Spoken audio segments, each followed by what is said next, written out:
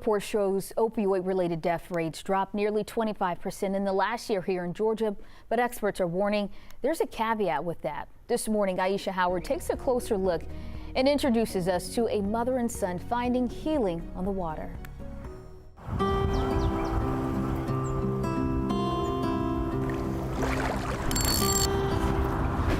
You're out in nature, you are finding out things about yourself. At the center of Georgia's opioid turnaround are people like Sylvia Huron, a survivor turning pain into purpose. We probably touched more than 100 lives.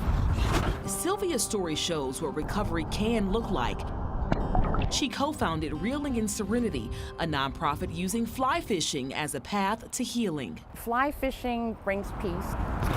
Each retreat offers a day in nature, teaching fly fishing, sharing stories of addiction and recovery, and building a lasting support system. It was very, very helpful to mend my mom and I's relationship.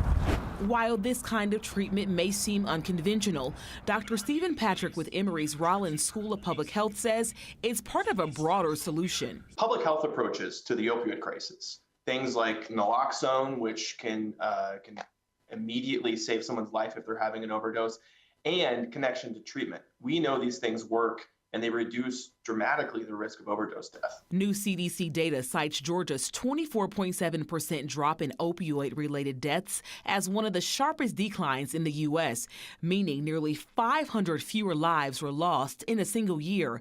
But the report cautions Georgia's data may be incomplete due to extensive delays in finalizing death certificates.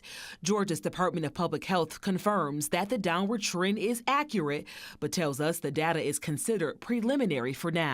While we have a recent decrease in overdose deaths, we're still at some of the highest levels we've ever seen in the U.S. As the crisis evolves, recovery programs like Reeling in Serenity offer a reminder.